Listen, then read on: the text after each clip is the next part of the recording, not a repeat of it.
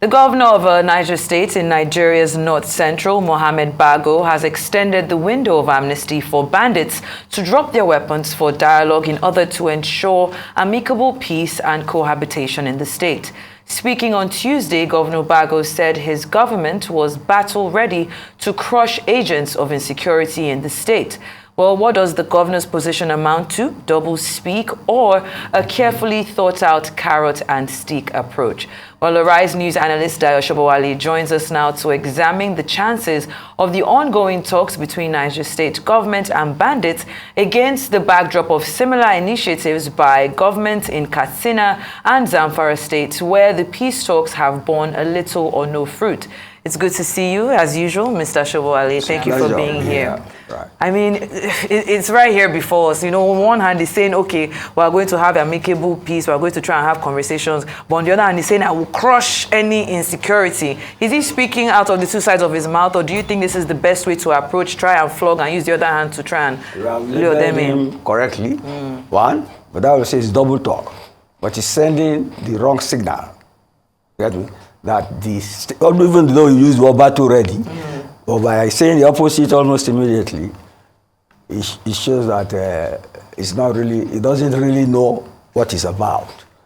But the issue is this. You mentioned Katsina, you mentioned Zamfara. If you give in to bandits or terrorists, or you show them some inkling that you are about ready to talk with them, the signal is that you are trying to pacify them. And that will invariably give them false confidence. And anyway, it may not be false confidence if they are competent in taking you on, if they are strong. And maybe, perhaps, that is what is on the ground. But I liked what he said this on a visit to the Minister of Information, because he is from Niger State. And the minister said that Niger State is about 10% of the land area of Nigeria. And it's like a food basket. They have agricultural dams, 5 dams there. So maybe that is the aim of these bandits. You get me? Economic sabotage, which we are thinking is based on thievery or brigandage. It's economic sabotage. And I'm happy when this incident happened. The army made a promise to destroy those who are involved. So I'm sure the army chief will be listening to this and perhaps get in touch with the governor, not to sabotage their military effort to secure Niger State. That is my take for now. Mr. Sobowale, you definitely hit the nail on the head. And while you're speaking, I'm just remembering, believe it was last week when our troops were laid to rest. Yes. Our troops were laid to rest, and it's from Niger State, and then you hear something like this from the governor extending an olive branch. It's definitely, I can definitely foresee what you're saying playing out. But what do you expect to have been the ideal approach from him? The ideal approach. It's not even a matter for him. It is a security matter. I mean, commissioners who are not clean. It was soldiers who faced the bandits. Soldiers are patriots who are paid to defend the security of Nigeria. And as things stand, with this new army chief, with the new police chief, I'm sure they want to prove their mettle. Yeah. They can only prove their mettle by defeating these people, hands down. You get me? There is no need. What he's advocating is what we can call a balance of terror.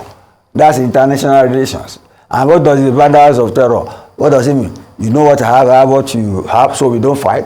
Is that what we are advocating now? No way. It's to crush the bandits. Crush them, let them run helter-skelter out of the state and out of Nigeria. That is it. You meet force with force. Once you canvass, once you debate with those who are challenging your authority, to me it's a sign of weakness, and you are sending the wrong signal that perhaps maybe you don't even have the stomach for the fight. Any governor who does not have the stomach for a fight to take on bandits should quit. That's it. Yes, especially because it's the responsibility of the governor to That's right. to secure the people, lives of people and property. But and again, these governors have security votes. Have security vote. It should be questioned, or is it the security vote that is going to use to appease these people? He said he's going to send word to them that they will give them amnesty if they put down their arms. No, it is so ridiculous. And it should be called to order. It should be called to order. Interestingly enough, the governor also mentioned that, obviously that the government is in discussion with the bandits and emphasized that it's not a negotiation, it's a discussion. You call it a clarion call. Yes. How can you imagine that? I hope it has been reported wrongly. What sort of clarion call? Well, if we're looking at a situation... It's like malapropism, misuse of word. Definitely. I'm sure it never meant that.